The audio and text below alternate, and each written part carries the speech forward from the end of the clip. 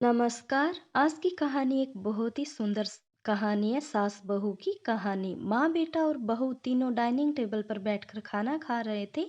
खाना खाते खाते बेटा अपनी पत्नी से बोला, नीता तुमने आज भी दाल रोटी ही बना दी। कम से कम खाना बनाने में तो आलस मत किया करो, कुछ अच्छा भी बना सकती थी।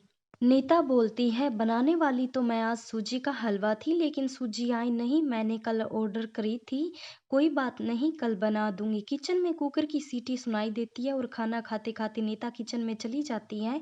किचन से वापस आकर डाइनिंग टेबल पर बैठते हुए नीता कहती है कि आलू पकाने के लिए रखे थे, शाम को आलू की टिकिया बनाएंगे। उसकी सासू माँ भी यह सुनकर बहुत खुश होती है। नितिन बीच में बोल पड़ता है, ये अच्छा है, दोनों बहुत मजे करते हो, अपनी पसंद की चीजें तो बनाकर खाते हो। तभी डोरबेल बजती है। नीता फिर से खाने की टेबल से उठकर दरवाजा खोलने जाती है।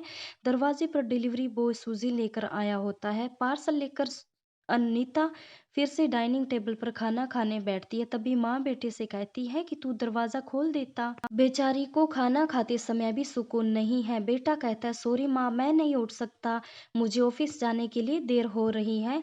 नितिन खाना खाकर ऑफिस की तैयारी करने के लिए अपने रूम में चला जाता है। कुछ ही सेकंडों बाद नीता को आवाज लगाता है, नीता मेरी घड़ी कहाँ है, मिल नहीं रही है। नीता खाना खाते खाते ही उसे बताती है, अलमारी की ड्रॉवर में देखो। नितिन कहता है, नहीं मिल रही है। नीता फिर एक बार खाने के टेबल से उठकर उसकी तरफ जाने ही वाली होती है कि सासू माँ उसे रोक लेती है और पहले खाना खाने के लिए कहती है। सासू माँ कहती है, बच्चा नहीं है, ढूंढ लेगा वह। थोड़ी देर बाद रूम से आवाज आती है, मिल गई। डाइनिंग टेबल पर दोनों सास बहू एक दूसरे की तरफ देखकर मुस्कुराती हैं। अगले दिन सुबह सुबह नितिन अपने बेडरूम में कोई फाइल ढूंढ रहा होता है और उस फाइल को ढूंढने के चक्कर में उसने पूरा कमरा तहस नहस कर दिया होता है। नितिन बड़बड़ा रहा होता है, इस घर में कोई चीज अपने ठिकाने पर मिलती ही नहीं है।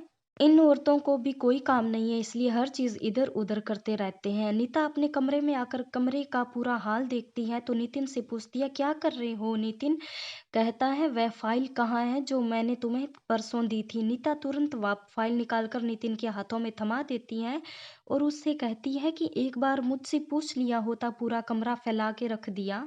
नितिन उल्टा नीता को ही डांट देता है और कहता है, ठीक है, अगर पूरा कमरा फैला दिया है तो तुम्हें और काम भी क्या है, यही काम पूरा दिन करती रहती हो। कभी कभी लगता है मुझे हाउस वाइफ से शादी करनी ही नहीं चाहिए थी। इतना बोलकर नितिन ऑफिस के लिए निकल जाता है। पति पत्नी की यह बातचीत माँ भी सुन रही होती है, जिसका नितिन को पता नहीं होता है। अब माँ और नीता नितिन को सबक सिखाने के लिए प्लान बनाते हैं। अगले दिन सुबह सुबह जब नितिन नींद से जागता है तो नीता को चाय के लिए चिल्लाकर वह कह रहा होता है। पास ही में सोफे पर बैठी माँ उससे कहती है, नीता नहीं है, अब अपने माँ के घर गई है, कोई जरूरी काम था।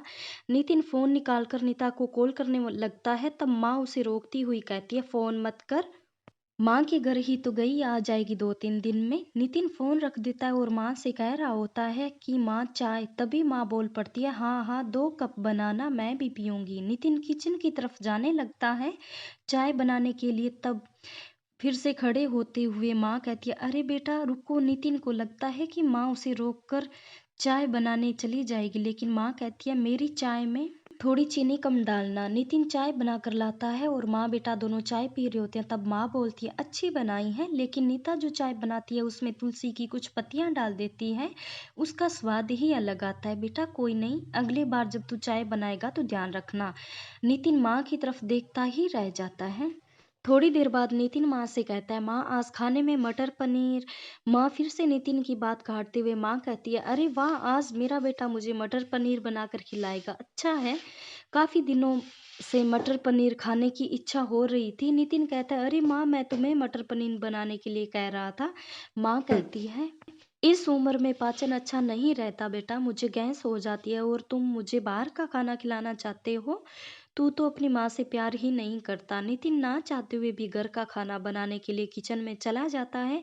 1 घंटे बाद खाना बन के तैयार हो जाता है। नितिन 2 थाली में खाना परोस कर माँ के पास आता है। माँ देखती है कि नितिन ने दाल रोटी बनाई है। माँ नितिन से कहती है, अरे बेटा तू तो मटर पनीर बनाने वाला था ना। नितिन कहता है, माँ यह आसान था बनाने के लिए। माँ कहती है, नीता होती तो मुझे आज मटर पनीर बनाकर ही खिलाती। चलो कोई बात नहीं, मैं कहाँ हर दिन मटर पनीर खाती हूँ, आज भी दाल रोटी ही खा लूंगी। आ बैठ साथ में मिलकर खाते हैं। दोनों बैठकर खाना खाने लगते हैं। नितिन ने पहला निवाला मुंह में रखा ही होता है कि माँ उसे कहती है, अरे बेटा दाल में नमक थोड़ा कम है, जाकर जरा नमक लेकर आ। नितिन खाते खाते उठता है और किचन से जाकर नमक माँ को देता है। फिर खाना खाने बैठता है। तभी बीच में ही माँ खांसने लगती है और नितिन से कहती है, अरे बेटा खाना गले में अटक गया है। नितिन फिर से खाना खाते खाते उठता है और पानी लाकर माँ को देता है। इन सब से नितिन के मुंह पर परेशानी साफ देखी जा सकती है। नितिन को अब महसूस भी हो रहा होता है कि जैसा बर्ताव वह नीता के साथ करता है उसे कितना बुरा लगता होगा। हालांकि नीता के मुंह पर कभी उसने शिकन तक नहीं देखी थी। लेकिन माँ यहीं नहीं रुकती। खाना खाया जाने के बाद माँ नितिन को थालियां धोने के लिए कहती है। फिर माँ अपने बेड पर आराम करने लगती है। तब नितिन को चादर उड़ाने के लिए कहती हैं।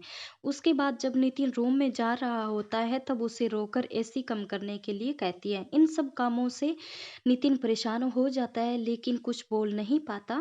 अगले दिन सवेरे सवेरे नितिन खाना बनाने के लिए सब्जियां काट रहा होता है लेकिन उसका ध्यान सब्जियों पर नहीं होता। वह अनीता के बारे में सोच रहा होता है और पछतावा कर रहा होता है कि वह कितना गलत था कि हाउस वाइफ का काम आसान नहीं होता। तभी बेख्याली में उसकी उंगली कट जाती है, उससे खून बहने लगता है और वह वॉश बेसिन में अपनी उंगली धोने के लिए चला जाता है।